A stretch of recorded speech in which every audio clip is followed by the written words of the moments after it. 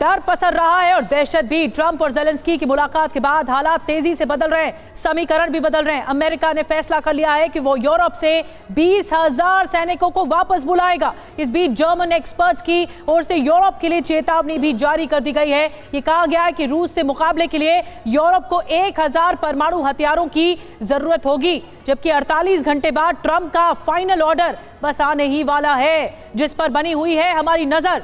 तो देखिए, ट्रंप का जो फाइनल ऑर्डर होगा उस पर नजर रहेगी। 48 घंटे बहुत क्रूशल रहने वाले हैं।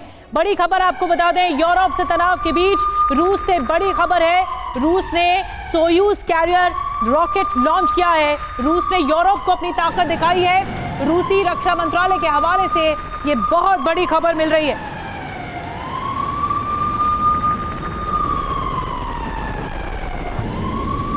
और देखिए एक और बड़ी खबर, क्योंकि यूक्रेन के इंटेलिजेंस यूनिट की तरफ से इस बार बहुत बड़ा दावा किया गया है। रूस की मदद कर रहे हैं कई चीनी ग्रुप।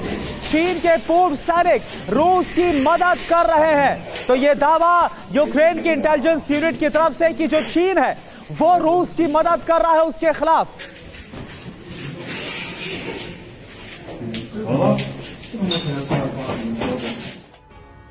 और आपको बता दें, इस वक्त की एक और बड़ी खबर, लंदन में ईयू की बैठक में हुआ बड़ा फैसला। जी हां, ये फैसला बताने जा रहे हैं, ज्यादातर यूरोपीय देश युद्ध के पक्ष में हैं। यूक्रेन को लड़ाई जारी रखनी चाहिए, ये ईयू का कहना है। यूक्रेन के साथ कंधे से कंधा मिलाता हुआ यूरोप दिख रहा है। सिर्फ हंगरी ने शांति की बात की थी। हमारे साथ ज्यादा जानकारी के साथ हम खास मेहमानों का एक पैनल जुड़ चुका है। मेजर जनरल वीके दत्ता साहब हमारे साथ जुड़ रहे हैं रक्षा विशेषज्ञ के तौर पर। ब्रिगेडियर रिटायर्ड डीएस त्रिपाठी साहब हमारे साथ जुड़ रहे हैं रक्षा विशेषज्ञ के तौर पर। मेरे दो सहयोगी इस वक्त साथ मौजूद हैं, सुमित चौधरी हमारे साथ हैं और साथ ही मनीष झा भी हमारे साथ हैं। त्रिपाठी सर, मैं आपसे शुरुआत कर रही हूँ। देखिए, यूरोप ने तो ललकार दिया है कि अमेरिका ने जितनी भी अदावत की अब यूक्रेन के साथ मुलाकात के दौरान, ज़ेलेंस्की के साथ मुलाकात के दौरान, लेकिन यूरोप तो साथ रहेगा। देखिए, यूरोप तो अभी भी साथ था। 3 साल साथ में रहे हैं, लेकिन हासिल क्या किया? 3 साल के बाद उनको अपने आप के ऊपर इतना ज्यादा डर लग रहा है, तो हासिल तो उनको कुछ नहीं हुआ।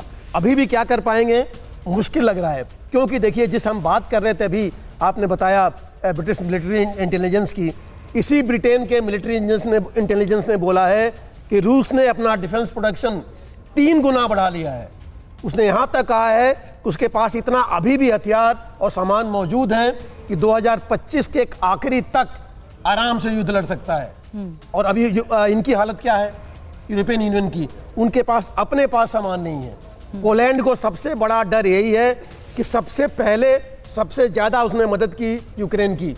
उसका मैक्सिमम जो है रक्षा का सामान चला गया इस यूक्रेन के पास, प्रोडक्शन हो नहीं पाया। और ये पूरे यूरोप का यही हाल है।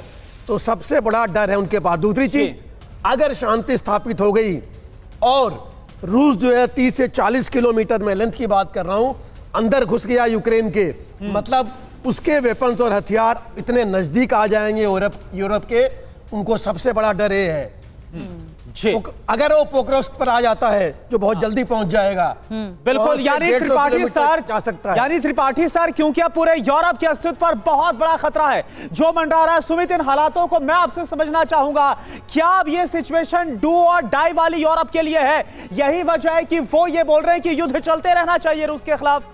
देखिए, डू डाई तो सिर्फ यूक्रेन के लिए है। हाँ। अगर आप यूरोप की बात करें तो यूरोप का तो सिर्फ फायदा है इकोनॉमिकली। और अगर आप देखें हर देश को, अगर आप देखें फ्रांस को देखें, जर्मनी को देखें, हर कोई अपने डिफेंस इक्विपमेंट को बेचना चाहता है। और उसके लिए सबसे ज्यादा इंपॉर्टेंट जगह कौन सी होगी? यूक्रेन होगी। दूसरा सबसे इंपॉर्टेंट बात, माइनिंग का अगर कॉन्सेप्ट आप बात कर रहे हैं तो माइनिंग से भी फायदा इन्हीं को होगा। अपनी इकोनॉमी को फायदा पहुंचाने के लिए इस तरीके से कदम होता है। और इसमें सबसे बड़ा नुकसान किसका है? सिर्फ यूक्रेन का, क्योंकि यूक्रेन के जो अब 20 से 25% जो इंफ्रास्ट्रक्चर या चीजें बची हैं वो भी पूरी तरीके से एग्जॉस्ट हो जाएगा।